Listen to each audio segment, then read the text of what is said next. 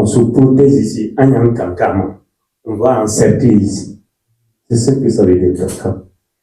Et quand il y a eu ce frottement-là, et ces griots, ces musiciens qui sont venus, qui ont été acceptés à Kankan, ont commencé à exploiter cette danse, mamaya et tout ça. Et après, nos parents ne voulaient pas. Et ça causait un petit souci de voisinage. Et tout de suite, par l'intermédiaire des amis, des voisins, des autochtones, ou même ces érudits, ils sont venus les voir. Et ils ont dit, mais vous ne pouvez pas accepter des gens ici sans accepter ce qu'ils font. Notre grand-père, évidemment. Et c'est là, ils ont dit, maintenant, vous pouvez exercer, vous pouvez jouer, mais à condition, vous respectez certaines règles que nous avons ici. C'est pourquoi quand vous allez à Kankan pour la mamaya, j'espère que ici, un jour, vous irez jusqu'à Kankan pour aller découvrir la mamaya à la source. Quand on commence, la mamaya, c'est en fin d'après-midi, après la prière de 16 heures. Tout de suite, on se retrouve, on danse, on fête, on échange. Et quand la prière de 19 heures arrive, on fait une pause. On va en prie, et ensuite on mange, et ensuite on fait la dernière prière de 20h, 20h45, et on retourne à la fête, et on a toute la nuit pour. Donc quand il y a eu ces compromis, nos parents ont accepté. Et par la suite, ils ont fait des bénédictions.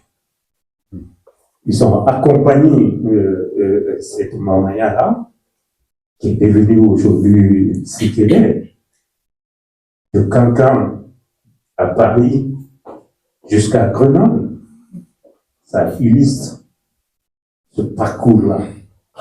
Donc, oui, Lamine, c'est intéressant l'accent et qui est mis sur, disons, en fait, cette forme de cohabiter. Parce que les Afriques traditionnelles sont des Afriques fortes. Vous êtes chrétien, mais vous êtes africain. Parce que vous avez des réalités africaines. Vous êtes musulman, vous êtes africain. Ce qu'on appelle le syncrétisme religieux.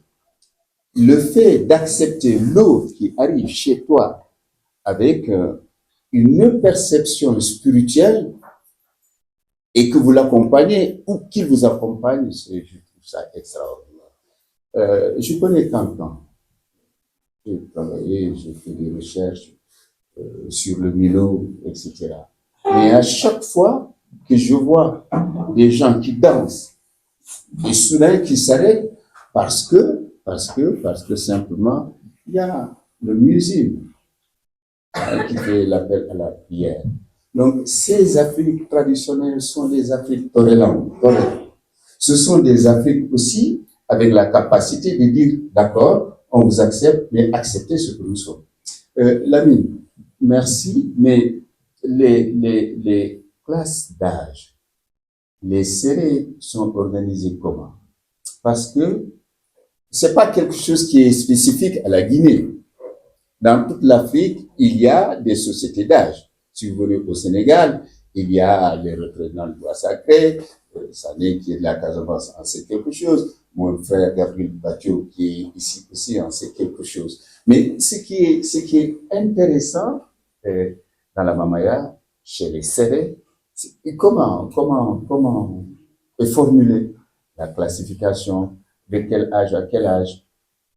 alors, le serré, comme vous venez de le dire, c'est générationnel. Le serré en malinké, c'est d'un thé. Jo, lève-toi, tu viens ici. Mohamed, lève-toi, tu viens ici. On vous dit de vous battre. Si on voit que, ça bouscule, l'autre n'arrive pas à faire tomber l'autre, l'autre n'arrive pas à faire tomber l'autre, on dit, vous êtes de même serré. Vous êtes de même génération. C'est ça le sel.